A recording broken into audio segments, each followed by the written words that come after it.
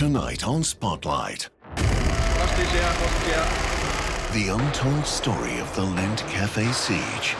I remember seeing his shotgun pointed straight at us. We were looking straight into each other's eyes. I remember thinking, I'm going to kill you. For the first time ever, we can reveal the identity of the hero who brought it all to an end. How one of Australia's darkest days changed his life forever. She literally died in my arms. It was the hardest moment of the entire night, wasn't it? Hardest moment of my life. They were heroes, every one of them. Bravery of the Tactical Operations Unit. I've never seen anything like it. His incredible story, 10 years on from the terror. He said, Mum, if I had my life over, I'd do it exactly the same again. Hello, I'm Michael Usher and welcome to Spotlight. Well, most of us can remember where we were on that December morning 10 years ago when Australia faced its first ever terrorist siege right in the middle of our biggest city in what was then the Lindt Cafe. The story of that tragic ordeal has been told from many viewpoints, but never by the man who eventually fired the shots that killed the terrorist. His identity has been kept a secret by the courts, but tonight, for the first time, the man known only as Officer A can be revealed. And as you'll see, his real battles began after the Lindt siege. A bomb meant that there was only a slim chance of getting any of the hostages out alive, and every frontline TOU operator would die too.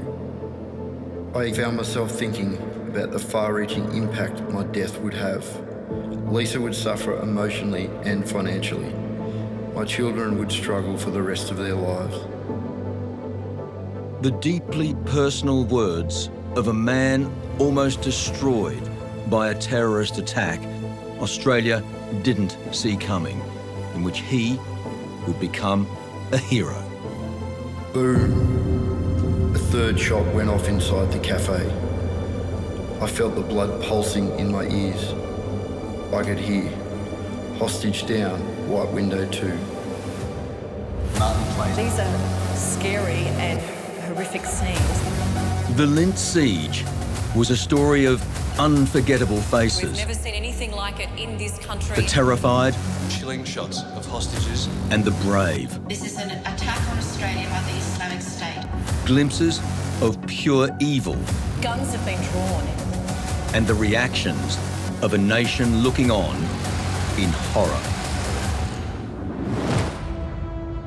The only Lindt faces we've never seen belong to the people sent in after the terrorist killed a hostage. But it was more than just balaclavas hiding their identities. G'day, mate. How are you? Very, very well. Good to hear. Ben Besant. I can Yes. say it now. You can.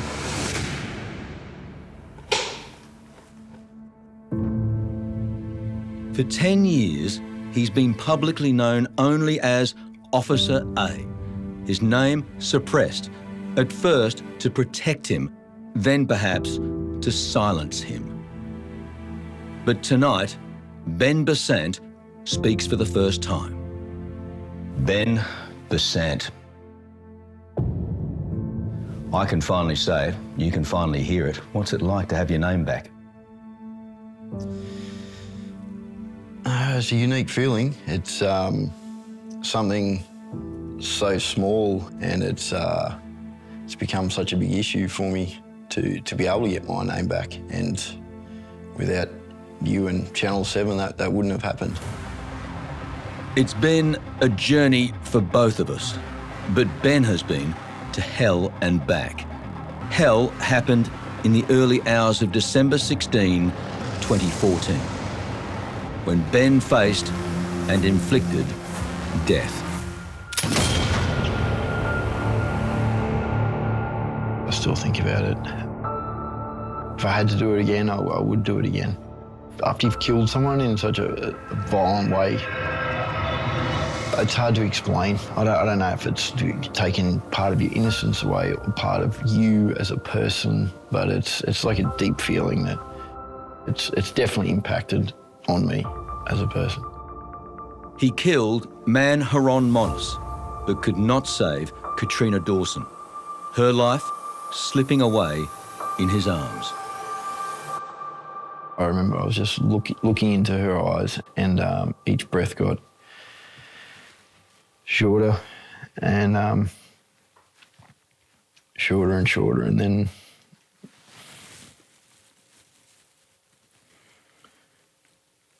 she stopped breathing.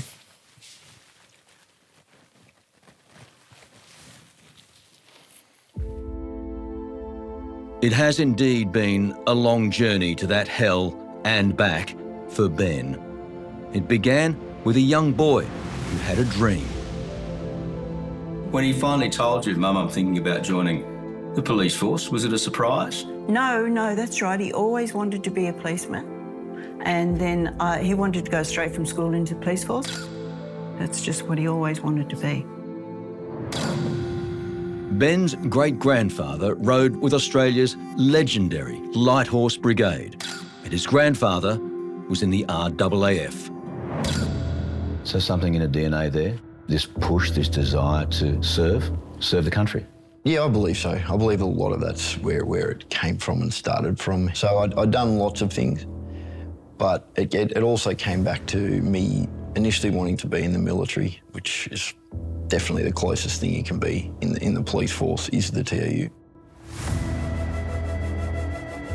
The TOU, Tactical Operations Unit, is the New South Wales Police Force's elite armed group, dealing with high-risk situations, including counter-terrorism, kidnaps, suicide attempts, hostage-taking and sieges. Only the best of New South Wales's finest are considered for the TOU. We started with 44, and by the end, only 14 finished. What do you think it is about the psychology of Ben Besant that got you across the line? I think it's a lot of my temperament and who I am. I don't like to fail.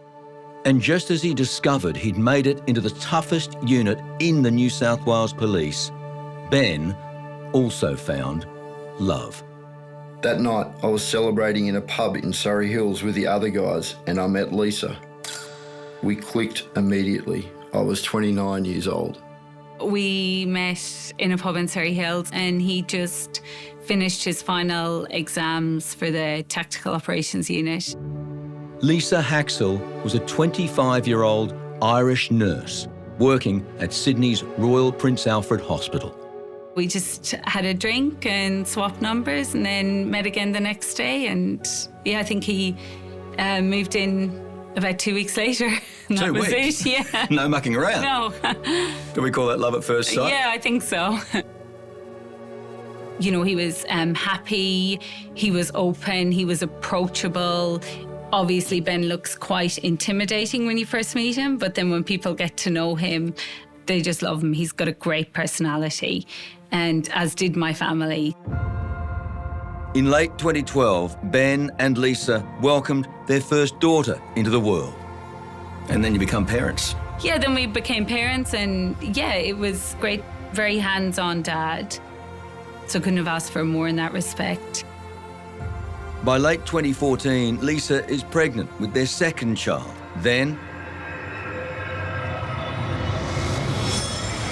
where is it? Across Lindt. Lindt? Yeah. He's got hostages in the cellar. Do we know Lindt? No. Just straight ahead. At 8:33 a.m. on December the 15th, Man Monis walks into the Lindt Cafe in Sydney's Martin Place. Yeah, I still obviously remember that day like it was yesterday. Monis is a self-styled cleric and supporter of ISIS. At 9:44 a.m, Australia's first act of terrorism officially begins when Lindt Cafe manager Tory Johnson calls 000, telling police that he and 17 customers and staff are hostages. Ben Besant has just arrived at police headquarters in Surrey Hills. I just felt it as soon as I walked in. Something was different, something was wrong. Something was happening. Something was happening, and I knew it was big. And then one of the sergeants said, grab your stuff, we're going. Heavily armed police special operations officers now. It was already a bit of a scene of chaos. Information was coming in by the second. We had the tactical commander there. He was feeding us information as to what was happening. Right now, we have a classic city siege situation, and a terrifying one at that. In 2014, this was Seven's Sydney newsroom. It's moved on now, so has the Lindt Cafe. But if I stand just about where my desk used to be, you can see just how close we were. It's barely 30 metres away. And we could see with clarity pretty much everything going on inside. The terrified hostages, the flag, and even Man Monis himself. But just around that corner, Ben and his shield man, Paulie, decided to take an even closer look. So Paulie and I pushed forward to the first window. We looked into the cafe. I observed a number of hostages during that time. Several hostages up holding the flags, the Islamic flags, to the windows. There were some were crying, some were visibly shaking. Seeing people in such a distress was difficult for me. All of those GOU guys, on the day, we could see them. You know, their shadows around the cafe.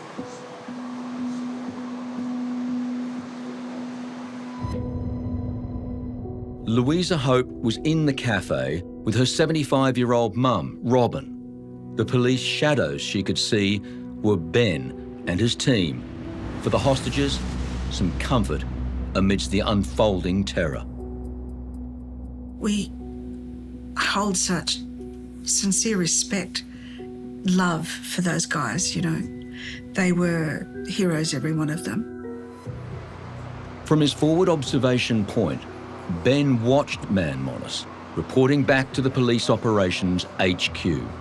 He entered from the left of my vision, and every time that he did, I noticed though he'd have a hostage in front of him. So he was situationally aware. He would have known that cops were out there, potentially snipers, that could have taken a shot through any of those windows. Yeah, and I noticed that right from the get-go. Yeah, he was situationally aware. And the way that he always had a hostage in front of him with a shotgun to them, with his finger on the trigger, mind you, I was able to get a good view of the shotgun. You could see it was a sawn-off pump-action shotgun. And I had a good view of the backpack. And what could you see? It was a big black sports backpack, and I could clearly see the wires coming out of the bottom. And it looked full. There was something in it that made it look full. From everything I knew and observed, that bomb would be more than enough to kill everyone inside. And for us, it was always the bomb. And that changed the whole dynamic of the job. In Sydney South, Ben's wife, Lisa, pregnant with their second child, had no idea he was in harm's way. People started ringing me and said, have you seen the TV? Have you seen what's happening? We can see Ben. Ben's there. So I turned the TV on and my toddler was there, and she had actually broken Ben's sunglasses the night before, and Ben's got very light blue eyes. So we turned on the TV and she said, look, there's Daddy, because he didn't have his sunglasses on. She could recognise him by his eyes. Yes. Through that balaclava. Yes. That's all she could see. Yeah. And she said, there's Dad.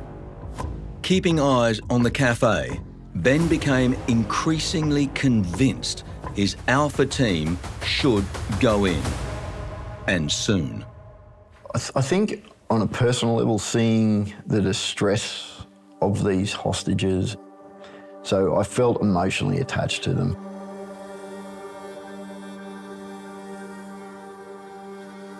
For me, I wanted to go in. I wanted to kill him, and I wanted to save them and end the threat. The best way to do that would obviously be through a DA, deliberate action. We're trained to deal with a situation like this. There's always the hope we can get in and kill him before he's able to detonate the bomb. But at that moment, Monis finally realised how close Ben and his team was to the cafe. And this time, he snatched Louisa Hope as his human shield. He's just grabbed Louisa very aggressively, the shotgun straight to the back of the head, and starts shouting something in our direction. We can't obviously hear it. Then a letter pops up on the window right in front of us.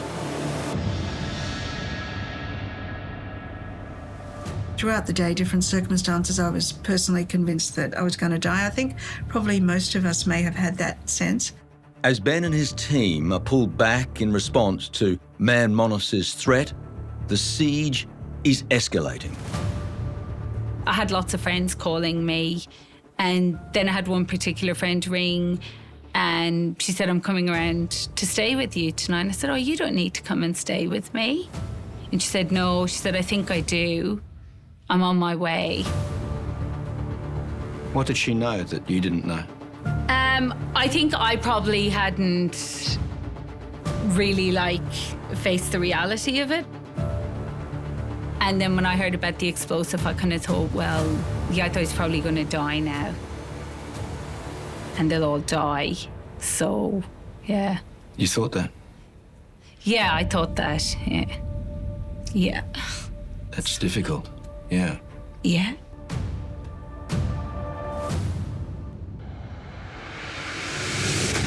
Next, Ben stares down death and the barrel of Man Monis's shotgun.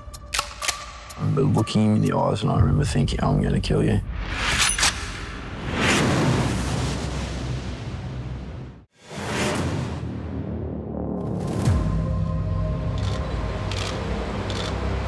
Mid-afternoon, December 15, 2014. Hostage out, hostage out, hostage out. 3 hostages flee the Lindt Cafe siege. Hostage out. Inside, terrorist Man Monis is enraged. And then, about 5 p.m, Get that? 2 more make a break. We did during the day have some specialists put in some listening devices, and the intel we got from that was if anyone escapes after that point, he was going to kill everyone. New South Wales Tactical Operations Officer Ben Besant and his team, including his partner and shield man Paulie, are anxiously awaiting the order to go in. Everyone had done the same selection and training courses, but the truth is, no one really knows how they will hold up until the big test comes. I braced, ready to go. We just needed to hear those 3 words and we'd charge in without hesitation, but nothing happened. I was rehearsing going to that front door and making entry. I was just going over and over in my head because I was wholeheartedly convinced that from that moment we were going in, and I completely believed going in would mean my death, but I was going in on the slight chance of trying to save some of the hostages. Did the others think the same? Yeah. We throughout the day we joked about this was the last job we're going to do, and how we're all going to get blown up, and we sort of joked about it, but then it got real and we all went quiet. That's when we started text messaging our partners and getting them to send photos of our kids and saying our goodbyes after we had that little moment. But we I can't imagine going through that. What was the power of that moment? How emotional was that too? It's very emotional, and as you can see, I'm still emotional now, talking about it. Can you remember the words you sent to Lisa?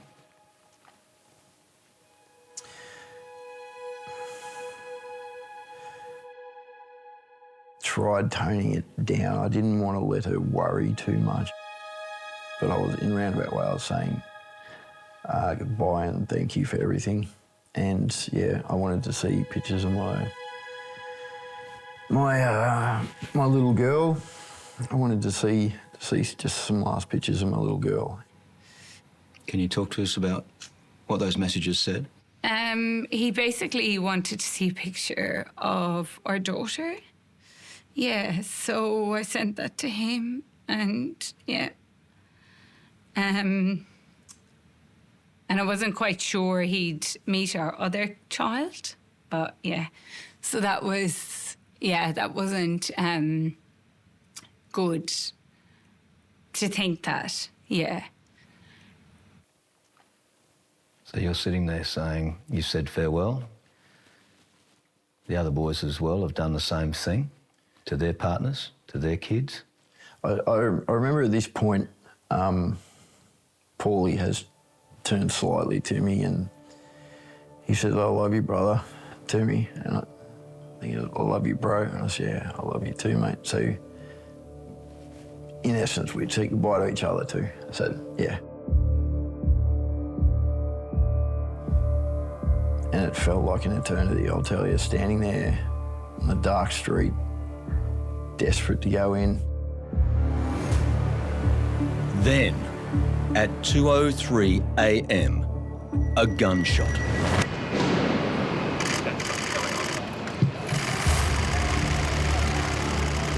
Six hostages make a break for freedom. It was a loud bang. Yeah, it definitely sounded like a gunshot. So to me, and all of us then, once he'd fired on them, I couldn't see it going any other way. They'd now disregarded him.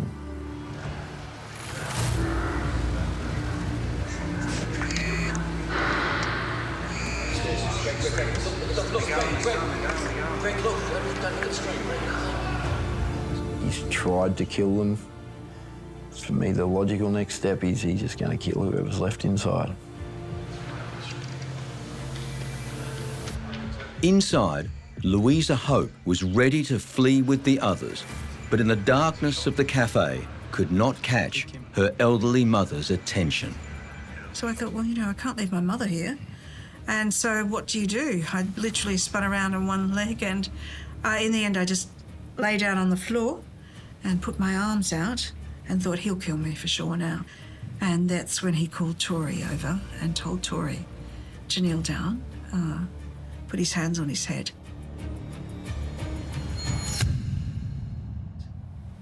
That moment was very distressing.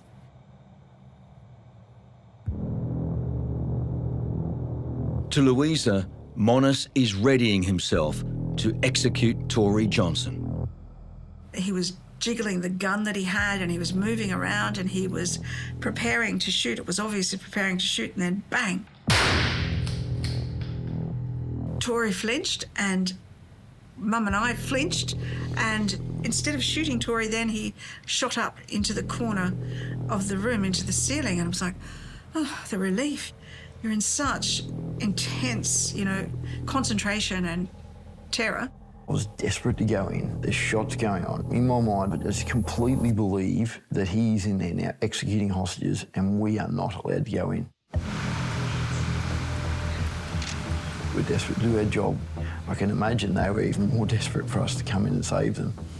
And we just weren't allowed. We were all waiting for the police to come, still waiting for the police to come. And so we wait, and the next thing he does, he shuffles the gun again. He props it up on his shoulder, and I think he's just going to do the same thing. But this time, bang, and he shot Tori.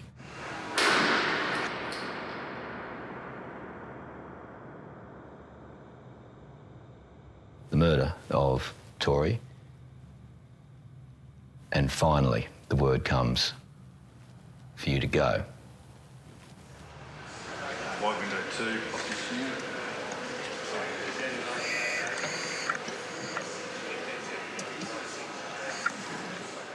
I heard the call, hostage down, white window 2, hostage down, white window 2. So it was our inspector in the field who called tiger, tiger, tiger. So that's when, yeah, we stormed the cafe. More pictures now coming through. It looks like there's more activity going on. Look, you can probably hear the loud explosions behind me. So now it's been initiated. Yep. It's Paulie, my shield man. I'm just here. For the first time ever, Ben takes us inside the police attack on the Lindt Cafe and Man Monis.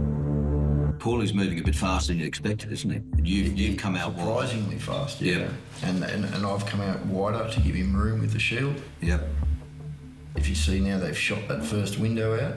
Yep. That's the first round going in. No, that is certainly gunfire. It is happening just in Martin Place. I'm moving in. This is the shield man here, so I'm coming into frame. I've activated my light source. That's your light right That's there. my light. This is my light. That's my M4. That's me, my head there. Then I push forward into position against the window. This is where I'd be looking in through the glass door now.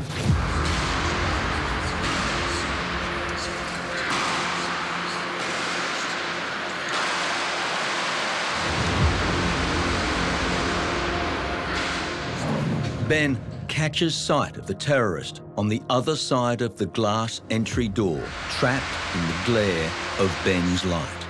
As soon as I saw him, I've put my light source and laser and aimed my gun at him. And I remember seeing his shotgun pointed straight at us. And I remember him looking straight into each other's eyes. As they say in the movies or whatever, everything does slow down. It just slows down so much. I knew the only way to potentially save anyone else in that cafe was for me to kill him. I remember looking him in the eyes and I remember thinking, I'm going to kill you. A member of the Alpha team breaches the glass door with a shotgun. As I stepped in, bang. It's the first time I engaged. I believe I got 1 or 2 shots off at the start. And then, yeah, the huge muzzle flash. Monis is firing back. I remember just flinching and just waiting for it to impact on me. But it didn't. Ben keeps moving forward. And I just kept firing, and I knew I would keep firing on him until he was no longer a threat, essentially dead. I was completely fixated on shooting him.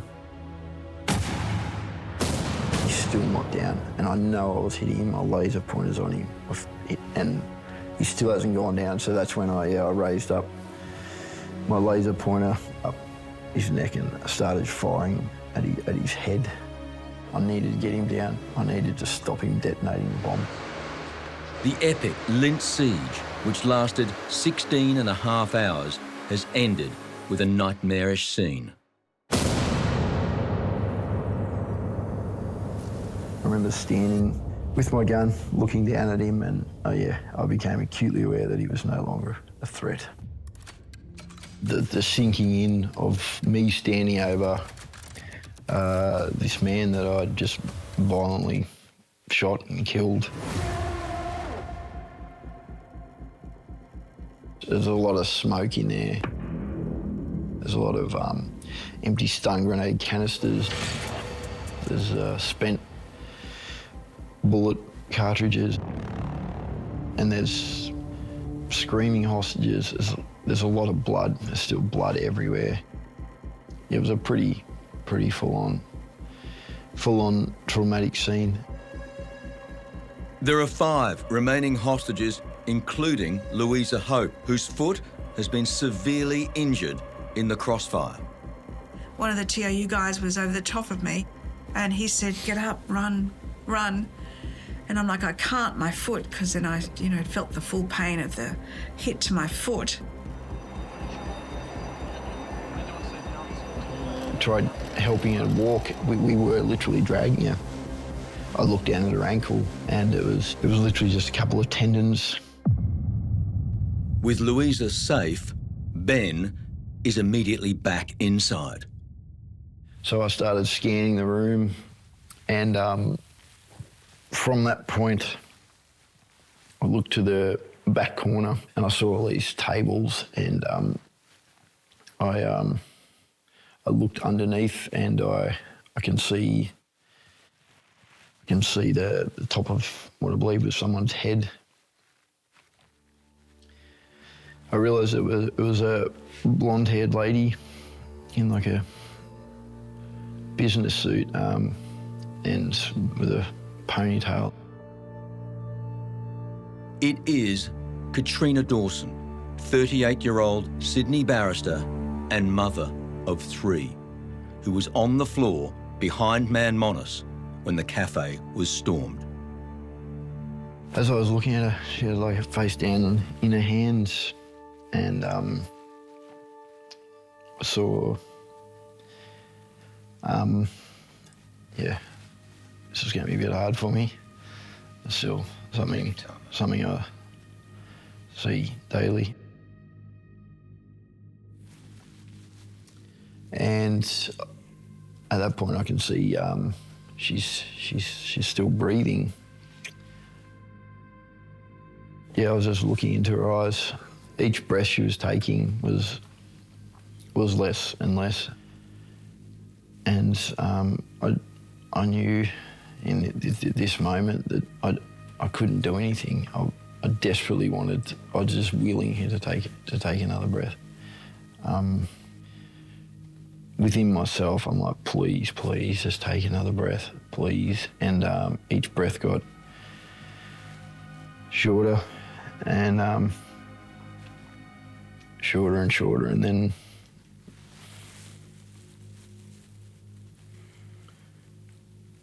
she stopped breathing.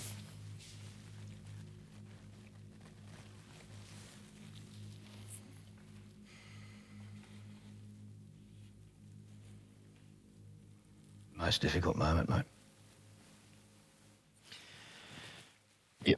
Yep, you could say that.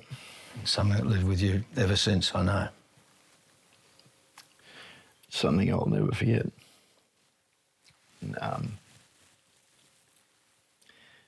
she literally died in my arms.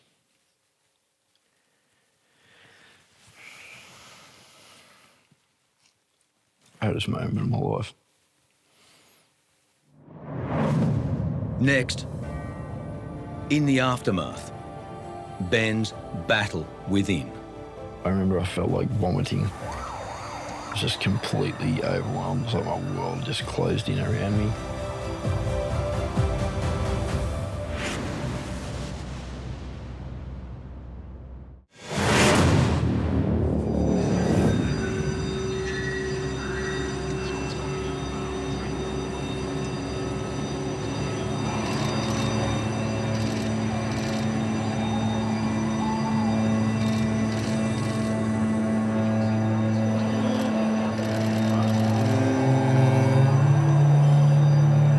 Hostage Katrina Dawson has just died in Ben Besant's arms. Each breath got shorter and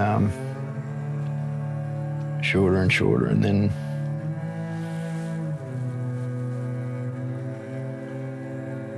then she stopped breathing.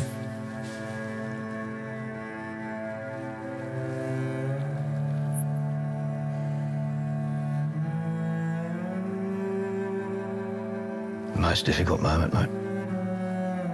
It's a moment I relive a lot, even today, as you can imagine. It's something I'll never forget.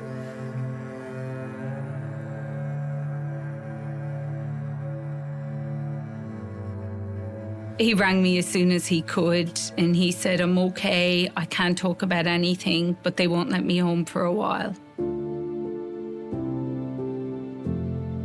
At home, Lisa knew Ben had been involved in the dramatic and deadly final moments of the siege. I would have gone to him if I could have. Like I had someone there with my youngest, but I just had to wait and wait till he came home. But I knew he was alive and he wasn't in hospital. But I knew, like I had enough experience to know that things would never be the same again after that. If losing Katrina Dawson wasn't horrific enough, Ben was about to realise a terrible truth. Like I had a sleep for a few hours and then I was back at work, and the assistant commissioner came in and wanted just to call all the Alpha team in. As you can imagine, I'm still very amped up, very emotional at this point. And then, he told everyone that he just wanted people to know before it went out to the media that it's believed that Katrina Dawson died from a police round. And that was the moment when I heard this, I remember I felt like vomiting. I was just completely overwhelmed. It was like my world just closed in around me.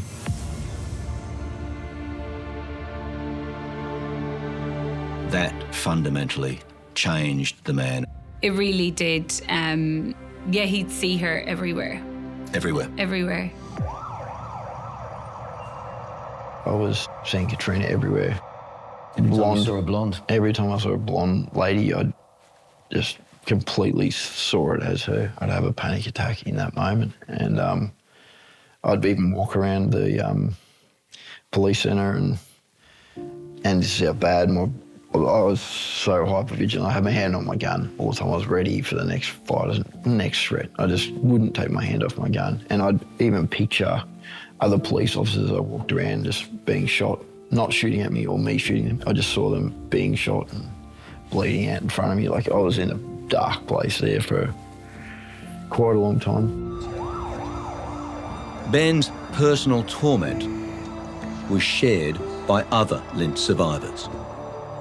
Really, for me, it was a what they call invasive thoughts, which just means that I'm sitting here chatting away to you and then all of a sudden from nowhere would come into my mind this random, extremely violent thought, and you kind of go,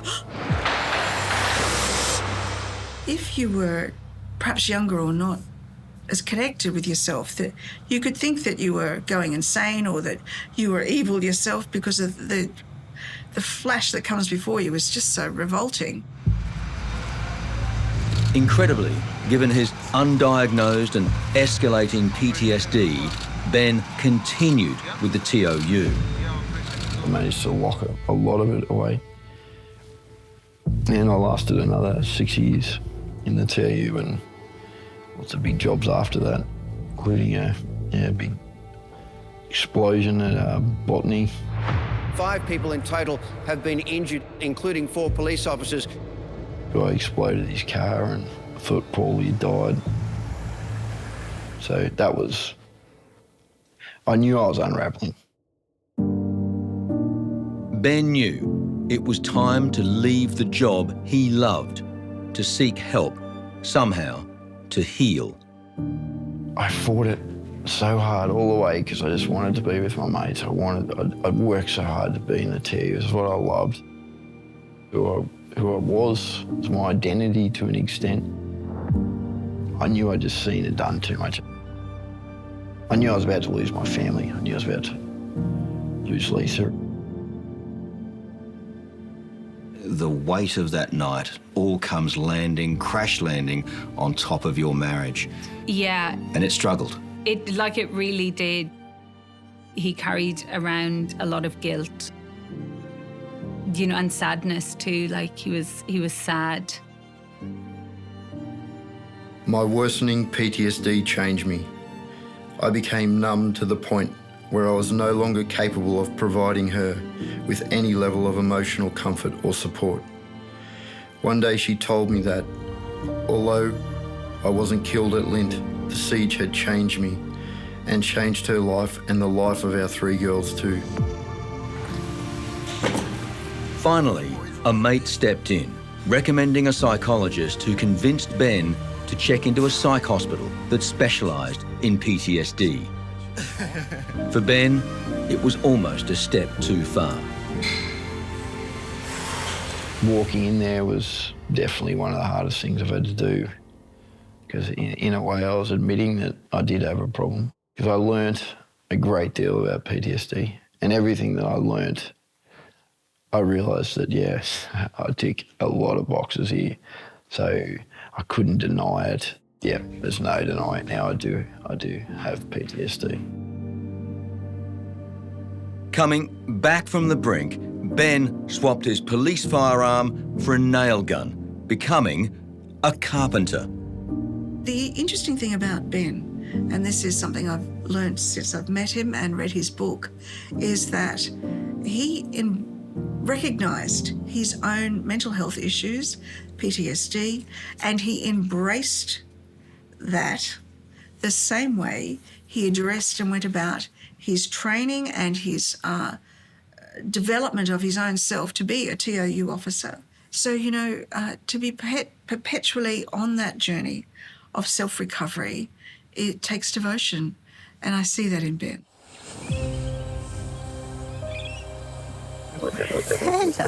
You okay? Also critical to Ben's recovery was sharing his struggle with his mum, Susan. You hungry? She'd been his rock going into the police force. Now she had to help him leave it behind. He didn't want to talk about it, and you could see he'd tear up and everything, so even though he's this tough man on the outside, he's a very sensitive person. It was hard for me to tell her that I did have PTSD and that I wasn't going to be able to go back to the police force.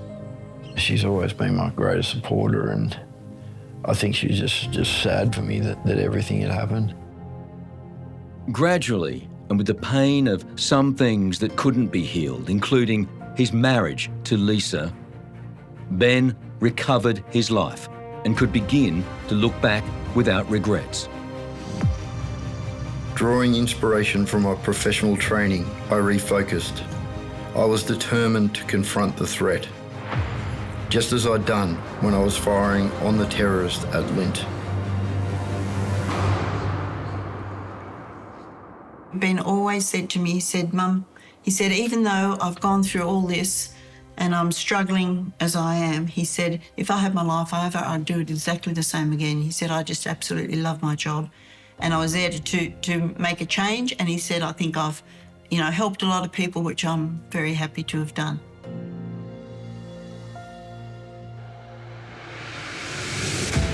Next, that operation ended with a loss of life, and nobody can sit back and therefore say, we don't need to look at ourselves.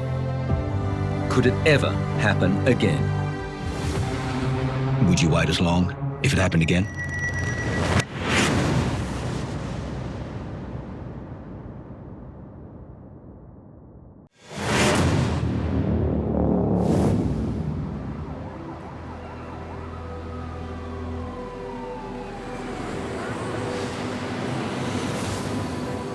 Ben, is it difficult to come back?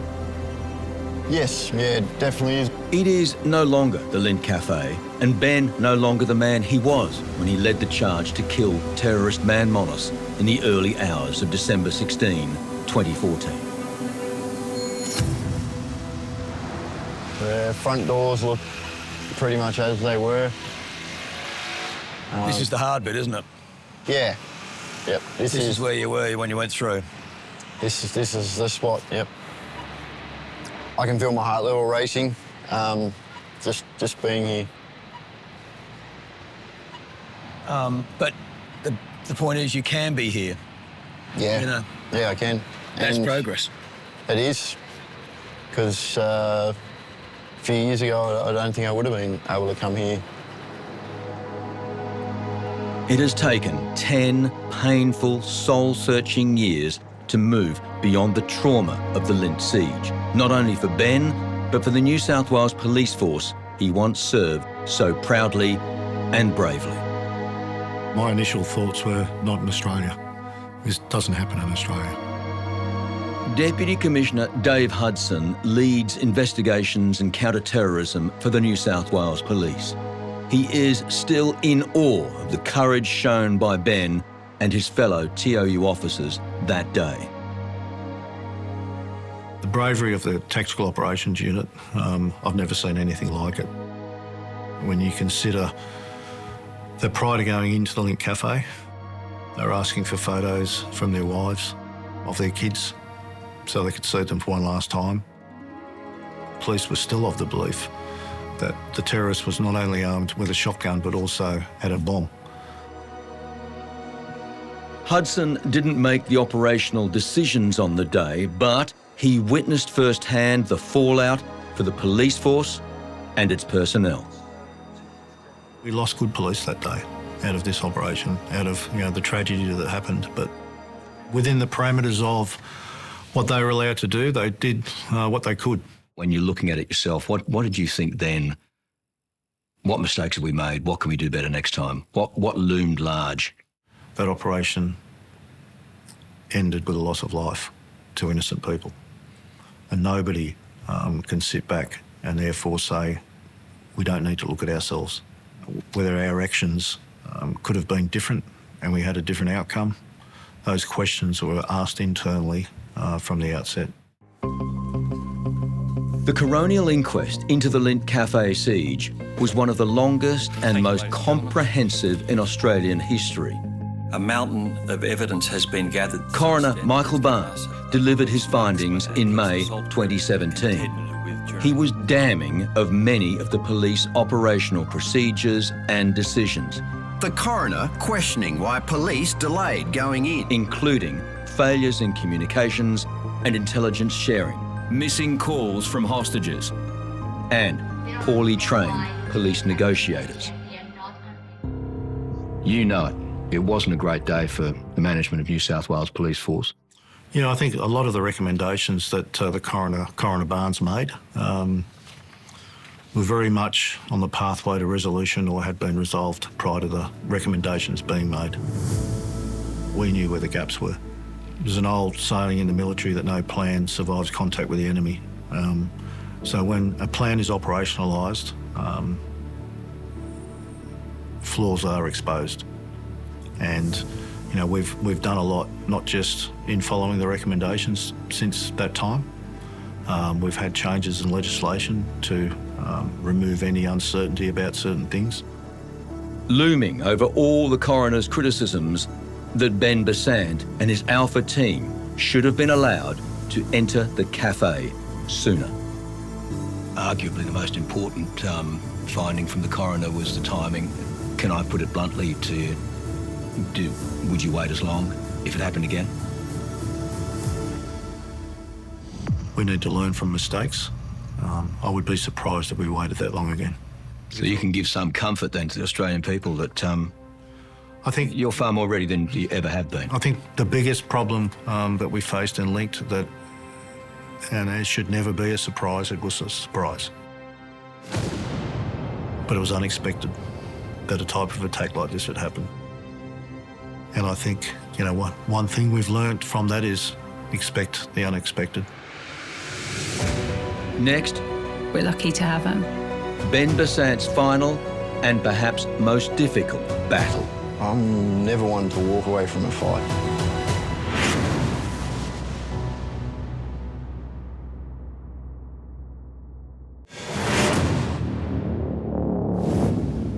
For 10 years, Ben Besant has endured the personal aftermath of the Lindt Cafe siege. The hero who killed terrorist Man Monis, Ben also suffered hostage Katrina Dawson dying in his arms. As you'll see, the impact has been devastating. Made even worse by a court-imposed anonymity Ben fought for years to lift.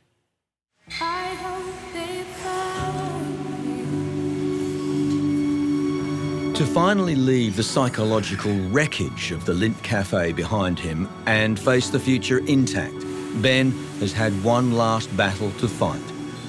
One more?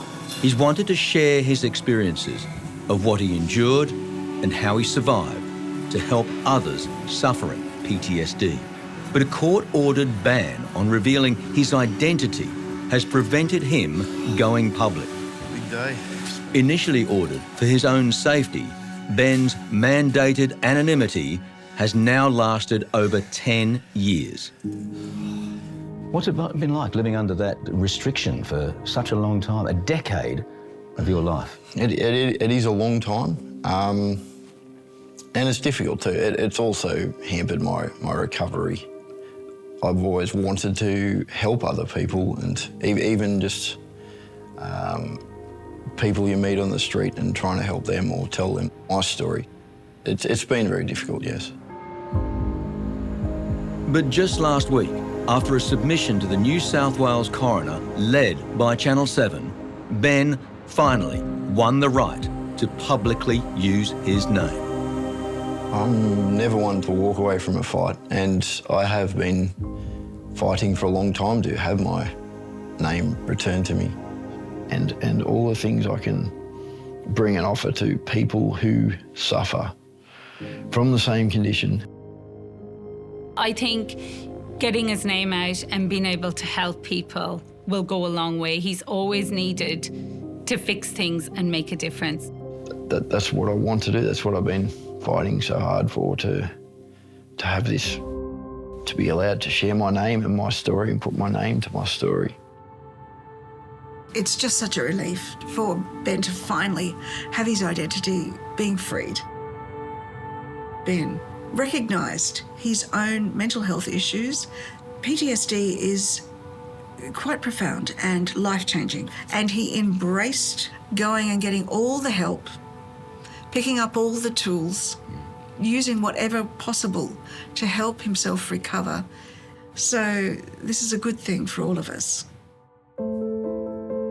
Ben's experiences, his story, is now a book. Tiger, Tiger, Tiger. It's revealing and packed with action, yet its most powerful words are in the letter Ben wrote to Katrina Dawson. Katrina, I'm sorry that I never knew you. Everything I've heard about you tells me you were a remarkable person. We never knew each other, but we shared the most intimate moment in time. You died in my arms as we looked into each other's eyes. I sincerely hope that I was able to comfort you in that final moment. Katrina, I'm reminded of you every single day through the pain I have in my heart. When you were dying, I desperately wanted to hold you, just like I now hold my girls when they are in pain. I blame myself for your death. I relive it. Over and over, I torture myself every waking moment with the memory of it. I have had people tell me that I couldn't have done anything differently, but I can't help thinking this way. I wish that I could tell you, I could see you one last time, just to tell you how sorry I am. I am truly sorry, Katrina. I hope there's a better place after death, because you deserve to be there.